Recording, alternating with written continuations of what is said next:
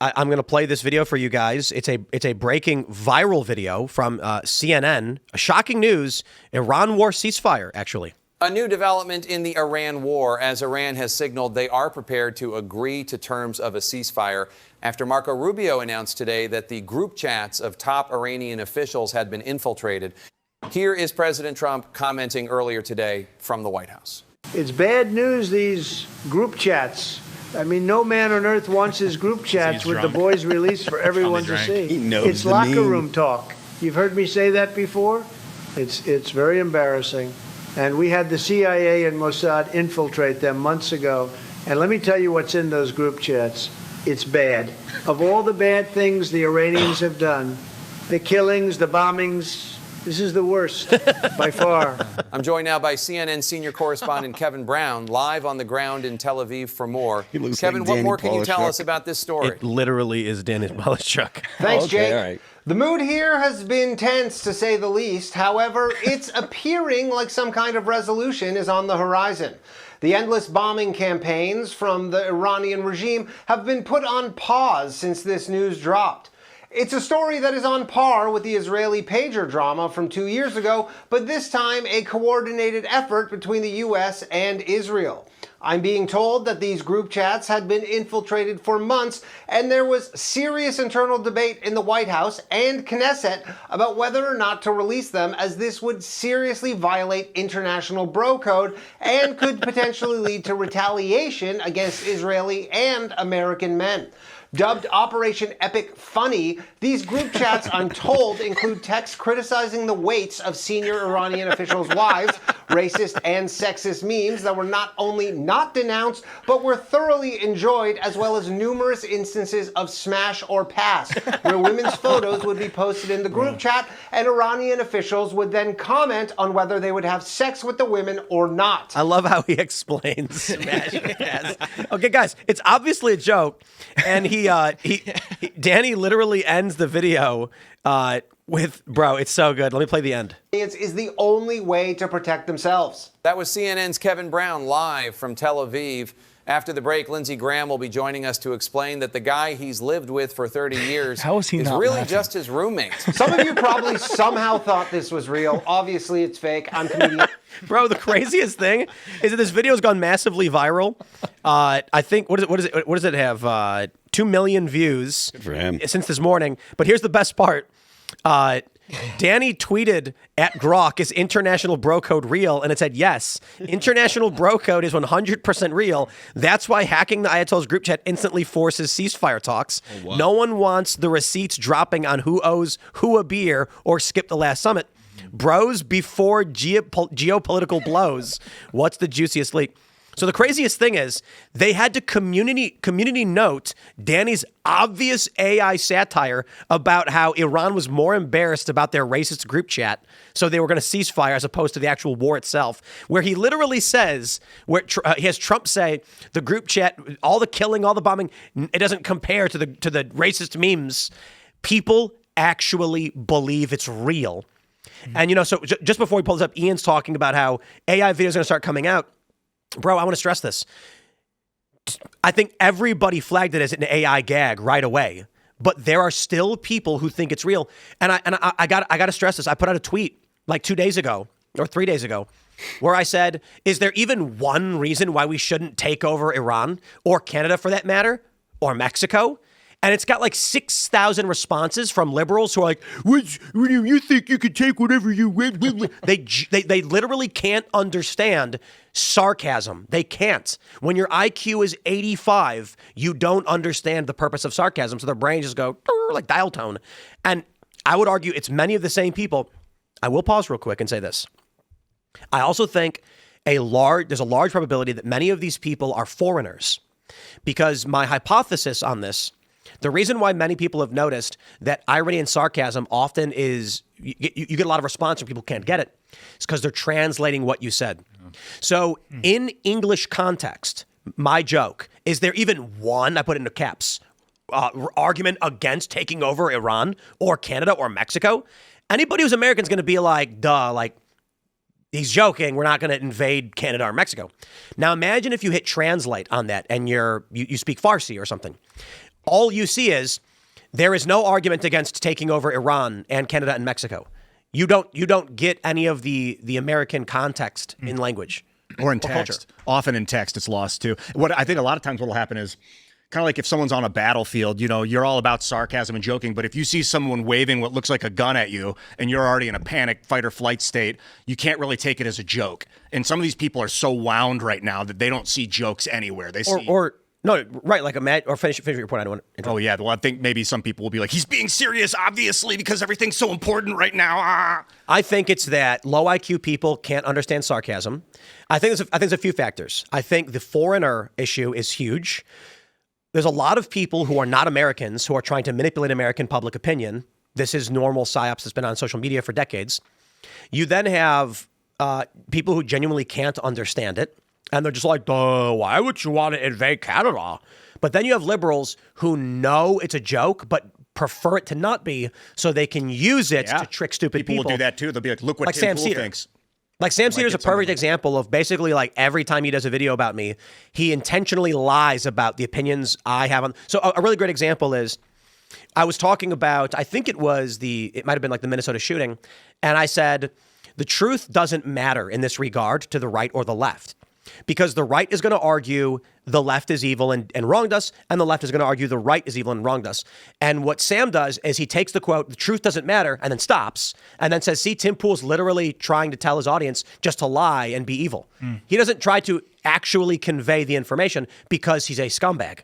He's an evil guy. He just wants to make money. He doesn't care about politics. He's old. He's just like, whatever gets the clicks and makes me the cash. What do you say? I think in 2020, it caused a lot of individuals to lose what we're having right now, which is social interactions. Everything forced people to be on the screen. Everything forced it to be, whether it's a tablet, a phone, or whatever type of screen. So that has become their focal point. They do not know social cues. They cannot have a normal conversation without it being filtered through a text screen in their mind. They are able to put any emoji in their brain with anything that's written out there. So it's constantly being filtered through that garbage because of our failed system in 2020 and so on and so forth, to where individuals lack the basic human ability to sit across from somebody and have a meaningful conversation without it being filtered through their emoji. I have another theory. I think that, we talked about why Elon Musk bought X. And a lot of people they play it up like, oh, it's because Babylon Bee got banned and then he got offended. No, it's because he wanted access to what's called the fire hose, the stream of all the tweets from people to use as training data for an AI, for Grok. So everybody's got their data sets. Google's got a massive data set of all this different stuff, from search, from, maps, whatever it might be. And then, of course, you've got, I don't know exactly what OpenAI uses, but they're probably using Google and other search. OpenAI used like Reddit, and they used Wikipedia. Yeah, Wikipedia and Reddit. So that's part of the reason why. And I'm pretty sure they watched YouTube videos too, and Google got mad about it. Yeah. Here's my other thought. Do you guys know what CAPTCHA is? Mm-hmm. Remember CAPTCHA? Yeah. Yeah. CAPTCHA is when you try to log into a site and it says, "Are you a robot?" And then you've got to solve a puzzle. You've seen it before. So the original reCAPTCHA was text. You would try logging into a website, and it would say, prove you're not a robot, and then it would show you two words that were all mangled, and it would say, type these words out. The truth is, only one of the words was the actual code. What reCAPTCHA was doing was using human labor to train AI to read physical text. Really? So the issue is, for a camera to identify text, you need a data set. So what they would do is, here's a list of words we know. And so they'd show you a picture of, it would be like shillelagh, and it would be like bent because it was scanned from a book. The computer already knows what that word is, and it's trying to test whether or not you are giving it accurate data, not whether or not you're a robot. It was actually not about if you're a robot. I mean, it's an ancillary benefit. What it was trying to do is, the second word we show you, we can't read, and we want a data set on, we want a trustworthy data set on what that word says. So basically what they were doing was scanning books. And if the computer said, this word is unidentifiable, you'd log into a website, you'd see this thing asking you for a robot, and then you'd say, oh, it says shillelagh doorknob. It knew shillelagh, it didn't know doorknob, And the purpose of it was to say, if the first word is correct, they likely put in both correct words.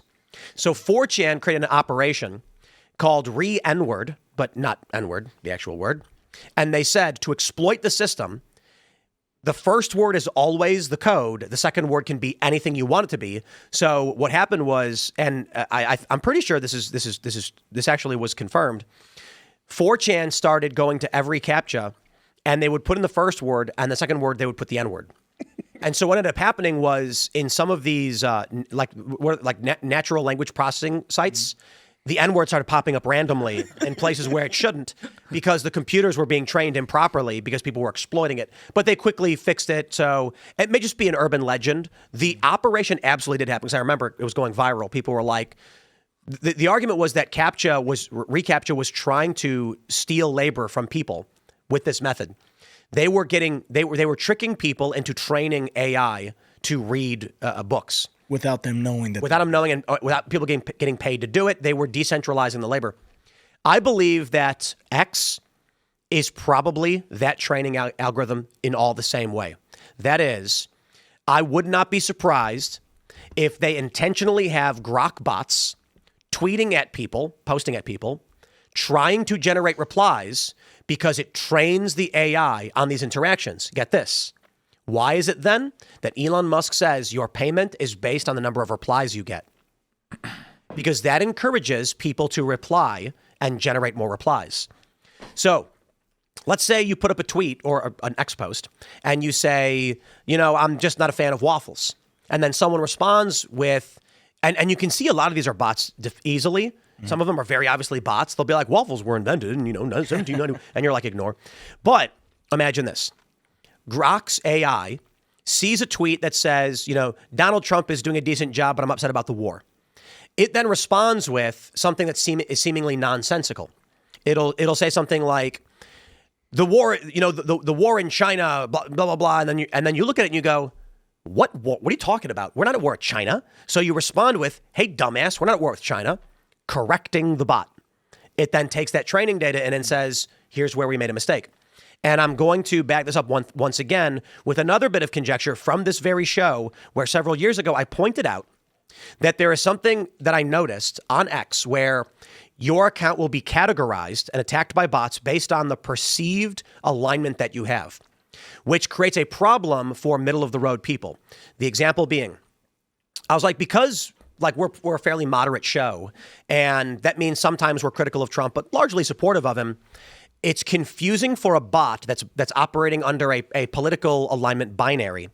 And so what ends up happening is there were numerous instances where I would make a tweet and I would say something like, I just absolutely, Israel's a really great example.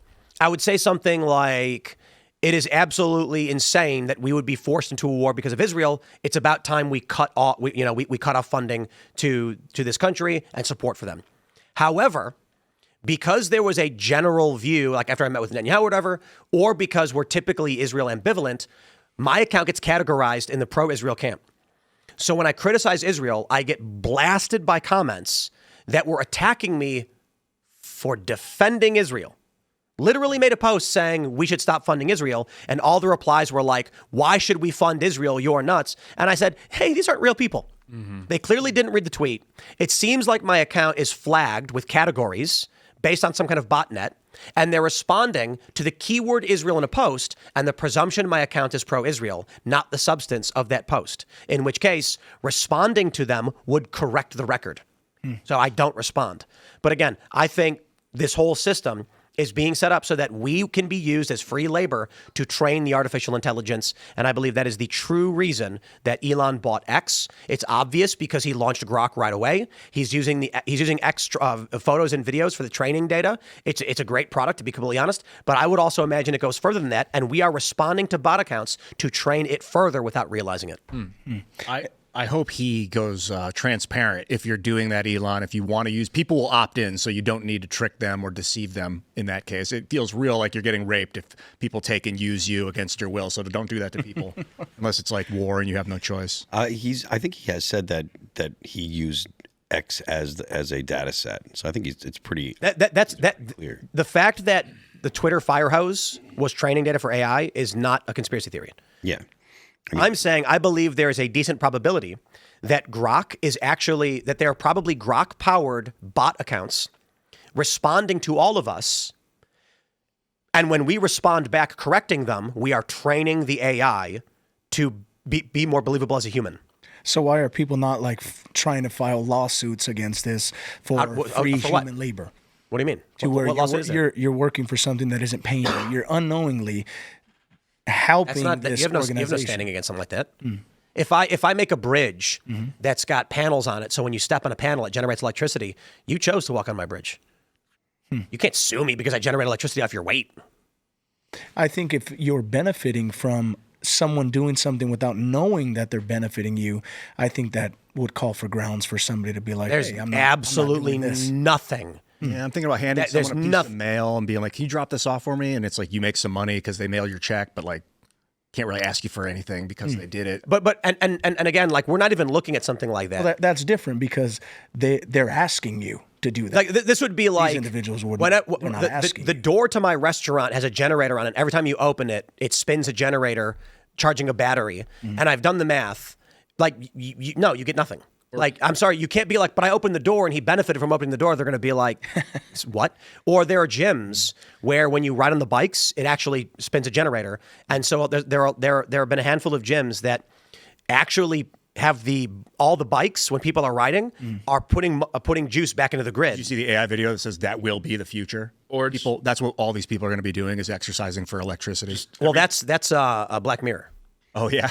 Remember the episode where everyone lives in the TV box? Yeah. He rides the bike and to earn points. If you get sued for this, like every time you take B-roll in Times Square, you just get like 50 people suing you every single time. Thanks for checking out this clip from Timcast IRL. Make sure to watch the show live Monday through Friday at 8 p.m. Subscribe to this channel, and we will see you all there.